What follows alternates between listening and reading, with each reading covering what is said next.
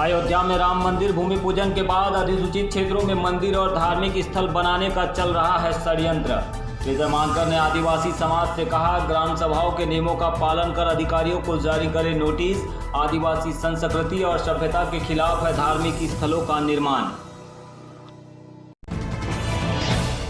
अयोध्या में जब से राम मंदिर निर्माण की आधारशिला रखी गई है, तभी से देश के विभिन्न राज्यों के अनुसूचित इलाकों में मंदिर और धार्मिक स्थलों के निर्माण को लेकर राज्य की सरकारें और भाजपा आरएसएस के लोग करने लगे हैं, जिससे कई आदिवासी परिवार नाखुश है और इसे आदिवासी संस्कृति और सभ्यता पर जबरन का कब्जा बता रहे हैं। छत्तीसगढ़ में भी कांग्रेस नेता भूपेश बघेल की सरकार कुछ ऐसा ही काम कर रही है, तो मध्य प्रदेश में शिवराज की सरकार भी ऐसे कार्यों को अंजाम दे रही है। इसी को लेकर पूछे गए सवाल के जवाब में विजय मानकर ने इसके 2 स्थायी समाधान आदिवासी समाज को बताए हैं। उन्होंने कहा है कि किसी भी धर्म और संस्कृति को मानना या न मानना यह लोगों का स्वतंत्र विचार है, लेकिन अनुसूचित क्षेत्रों में आरएसएस, भाजपा और कांग्रेस के द्वारा यदि एक धर्म की संकल्पना के तहत मंदिर या धार्मिक स्थल बनाए जाते हैं तो इसके लिए एक्शन लेना जरूरी है। यदि आदिवासी समाज को लगता है कि उनकी जमीन पर सभ्यता और संस्कृति पर ऐसा अतिक्रमण हो रहा है तो इसे रुकवाने ग्राम सभाओं के माध्यम से 2 काम किए जा सकते हैं।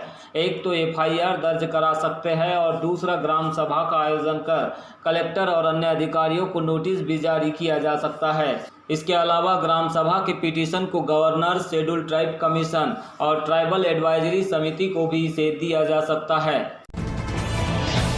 सर, हम पहले सवाल पूछना चाहते हैं कि राम मंदिर के भूमि पूजन के बाद अभी आदिवासियों के शेड्यूल एरिया में बहुत बड़े पैमाने पर राम वन गमन पथ का जो चल रहा है, मंदिर बनाने की कवायद चल रही है। जैसा कि हम जानते हैं आदिवासी हिंदू नहीं है, वो धर्म को रिजेक्ट करते हैं, प्रकृति को मानने वाले हैं। तो ऐसे में ये जो चल रहा है इसकी तरफ आप कैसे देखते हैं? सबसे पहले मैं ये कहना चाहूँगा कि कौन किस धर्म को मानता है या धर्म को नहीं मानता है तो ये उसका व्यक्तिगत स्वतंत्रता है, इस विषय में मैं नहीं जाना चाहूँगा। लेकिन पर्टिकुलरली यहाँ पर जो है आदिवासियों का जो संस्कृति है, सभ्यता है और जो शेड्यूल्ड एरिया है, जो भारत के संविधान के जो अनुसूची 5 है और 6 है उसके तहत जो है, या पेसा लॉ 1996 के तहत या फॉरेस्ट राइट्स एक्ट 2006 के तहत जो आदिवासियों के जो है वो इंडिजिनियस राइट्स को रिकग्नाइज किया गया है, उस संदर्भ में मैं बात करना चाहूँगा। सुप्रीम कोर्ट के निर्णय के बाद अयोध्या में राम मंदिर बने, ऐसा निर्णय हुआ और प्रधानमंत्री और मुख्यमंत्री जो है वो जाकर जो है उन्होंने संविधान की मूल भावना को, जो धर्मनिरपेक्ष राज्य है उसकी भावना को ध्यान में न रखते हुए जो है वहाँ पर भूमि पूजन किया, उद्घाटन किया। ये सारा जो है वो किस्सा इस महीने में हुआ है, मुझे लगता है 5 तारीख के आसपास हुआ। उसके बाद कई जगह से, छत्तीसगढ़ से, झारखंड से, मध्य प्रदेश से, कई जगह से ऐसा जो है वो आदिवासियों का जो है, गुजरात से, महाराष्ट्र से, कई जगह से ऐसा जो है वो न्यूज़ सुनने में आ रहा है कि जो शेड्यूल्ड एरिया है वहाँ अलग अलग बातें जो बताकर आरएसएस के लोग जो है, विशेषता जो है वो कुछ मंदिर उभारने की जो है वो कोशिश कर रहे हैं। तो यहाँ मैं कहना चाहूँगा, मैं 2 चीज़ों को कोट करना चाहूँगा। इंडियन कॉन्स्टिट्यूशन को 5th शेड्यूल को कोट करना चाहूँगा, पार्ट 9 और 9A को कोट करना चाहूँगा। पर्टिकुलरली पार्ट 9 को, जो पंचायती राज का जो पार्ट है कॉन्स्टिट्यूशन में, पेसा लॉ 1996 को कोट करना चाहूँगा और फॉरेस्ट राइट्स एक्ट 2006 को कोट करना चाहूँगा। अगर ये तमाम चीज़ों को यदि हम मिला लें तो शेड्यूल्ड एरिया में सबसे महत्वपूर्ण बात यह है कि ग्राम सभाओं को ये राइट दिए है कि वहाँ की जो ज़मीन है वो ज़मीन को का उपयोग कैसा हो, इसके ऊपर में रिकमेंडेशन देने का जो पावर है वो ग्राम सभा को दिया गया है। दूसरा, जो वहाँ पर जो कम्युनिटीज़ का जो रोल है, कम्युनिटी की एक्टिविटीज़ के जो रोल है, उस पर भी क्या रेगुलेशंस हो या ना हो, इसका जो राइट है वो ग्राम सभा को दिया गया है। और पेसा लॉ जो है, पेसा लॉ का सेक्शन 4 है, सेक्शन 4 and 1, सब सेक्शन 1, फिर सेक्शन 4 एंड उसके बाद में M एंड उसके बाद में 6 and 3 and 6। तो मैं थोड़ा सा जो है इसको पढ़ना चाहूँगा, पढ़ के जो है मैं इसको क्लियर करना चाहूँगा। मैं समझता हूँ काफ़ी अच्छा रहेगा और ये बहुत ज़रूरी है कि पेसा लॉ का सेक्शन 4A कहता है that a state legislation on the panchayat that may be made shall be in consonance with the customary law, social and religious practices and traditional management practices of the community resources, यानी जो भी कानून जो state legislature बना रहा है ये constitution के तहत पार्ट 9 के तहत, उसे यह ध्यान रखना है कि शेड्यूल्ड एरिया में जो कस्टमरी लॉ यानी आदिवासियों की जो पारंपरिक जो कानून थे उसको ध्यान में रखते हुए सामाजिक और उनकी जो भी धार्मिक जो मान्यताएं होंगी, प्रैक्टिसेस है जो है उसको ध्यान में रखते हुए, और वहाँ की जो ट्रेडिशनल मैनेजमेंट की प्रैक्टिसेस है कम्युनिटी के जो निस्तार राइट्स जिसको बोलते हैं, वो तमाम चीज़ों को ध्यान में रखते हुए ही जो है असेंबली लॉ बनाएगी। ये एक बात लिखा हुआ है सेक्शन 4 के अंदर में और पॉइंट ए के अंदर में जो है वो। दूसरा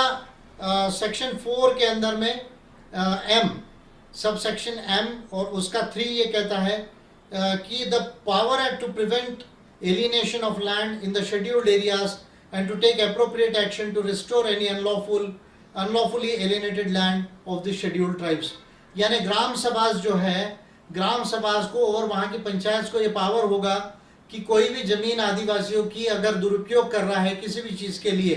तो उस पर नियंत्रण करने का अधिकार ये ग्राम सभाओं को होगा। और उसके साथ जो है 6 ये कहता है, M6 ये कहता है the power to exercise and control over institutions and functionaries in all the social sectors. यानी जितनी वहाँ सोशल गतिविधियाँ हो रही है उस पर भी ग्राम सभा को अपना मत देने का राइट है। ये बात क्लियरली जो है वो पेशा लॉ के अंदर लिखी हुई है। और फॉरेस्ट राइट्स एक्ट में भी निस्तार राइट्स यानी कम्युनिटी अधिकार और जो है हैबिटेट को मान्यता दी गई है। और इन सब चीज़ों को यदि मैं मिला लूँ तो मैं ये कह सकता हूँ कि सिंपल ढंग से कि ग्राम सभाओं की अनुमति के बगैर अगर इस तरह की कोई भी गतिविधि आरएसएस बीजेपी के लोग अगर शेड्यूल्ड एरिया में कर रहे हो तो उसका 2 एक्शन जो है वो लेने की ज़रूरत है। और वो एक्शंस में समझता हूँ कि यदि ग्राम सभाओं को ये लगता है कि ये उनकी ज़मीन के ऊपर अतिक्रमण हो रहा है, उनकी जो सभ्यता है, उनकी जो संस्कृति है उस पर यह अतिक्रमण हो रहा है या उससे वो सुसंगत नहीं, जो आदिवासी अपनी संस्कृति को मानते हैं, जो उनकी जीवन पद्धति है, चाहे वो कोया पुनेम हो, चाहे वो सरना हो, चाहे डोंगपेंग हो या और भी कुछ हो, जो प्रकृति से जो है वो तमाम चीज़ें आती है, जिसका धर्म ईश्वर आत्मा से कोई लेना देना नहीं है, तो ग्राम सभाएं 2 काम कर सकती है। एक तो ऐसे लोगों को रोकने के लिए एफआईआर भी उनके ऊपर किया जा सकता है। दूसरा, ग्राम सभा विधिवत तौर पे 15 दिन की नोटिस देकर, वो नोटिस जो है जो ग्राम सभा का जो कलेक्टर है, जो जिले के कलेक्टर है, फॉरेस्ट के ऑफिसर्स है, रेवेन्यू के ऑफिसर्स है, सीओ है, बीडीओ है, फिर ग्राम पंचायत के जो अधिकारी हैं, उनको तमाम वो नोटिस देके वो नोटिस में अपने सब्जेक्ट्स लिखकर और उसका बैंड बाजा बजाकर बाकायदा जो है पंचायत के ऑफिस पर चिपकाकर ग्राम सभा की जा सकती है। और वो ग्राम सभा में कर आखिरी में वो जो है एक रेजोल्यूशन जो है वो सब्जेक्ट के ऊपर लिया जा सकता है, प्रस्ताव, और उसमें क्लियरली ऐसी चीज़ों को रिजेक्ट किया जा सकता है कि भाई ग्राम सभा अमुक जगह जो ये तरीके के जो धार्मिक मंदिर बन रहे हैं उनको जो है वो अनुमति नहीं देती है, उनको नकारती है और ये आदिवासियों की सभ्यता और परंपरा के खिलाफ है। ऐसा जो है वो रेजोल्यूशन पास कर और इस अतिक्रमण को जो है ग्राम सभा अनुमति नहीं देती है ज़मीन पर, ऐसा करके कलेक्टर और रेवेन्यू ऑफिसर्स को और फॉरेस्ट के ऑफिसर्स को वो दिया जा सकता है। उसके बावजूद भी यदि कोई करता है इस तरह का काम तो एट्रोसिटीज़ एक्ट के तहत भी जो है उन पर एफआईआर किया जा सकता है। ये अधिकार जो है ग्राम सभाओं को है, ये अधिकार आदिवासियों को है कि वो शेड्यूल्ड एरिया में जो अनुसूचित एरिया जो है उसके अंदर में जो है अगर इस तरह की कोई भी गतिविधि हो रही है तो उस पर ये वो कार्रवाई कर सकते हैं। और हम ये जानते हैं कि आरएसएस बीजेपी के लोग जो है ये धर्म का संदर्भ नहीं है, कोई धर्म को माने या नहीं माने, ये स्वतंत्रता जो है वो मानवाधिकार देता है हर व्यक्ति को और संविधान भी इसको जो है वो अधिकार देता है, स्वतंत्रता देता है। ये धर्म को मानने का या नहीं मानने का जो है वो सवाल नहीं है, पर आरएसएस बीजेपी के लोग चाहते हैं कि एक धर्म का मत, एक जो है वो संस्कृति के नाम पे जो मत है वो देश पर थोपा जाए। ऐसा काम उन्होंने संस्कृत के नाम पर भी किया, वैदिक कल्चर के नाम पर भी किया, अब वो मंदिरों के नाम पर भी कर रहे हैं। तो आदिवासी की ग्राम सभाओं को ये अधिकार है कि वो इस तरह का जो है वो निर्णय लेकर एक्शन ले सकती है। और मैं चाहूँगा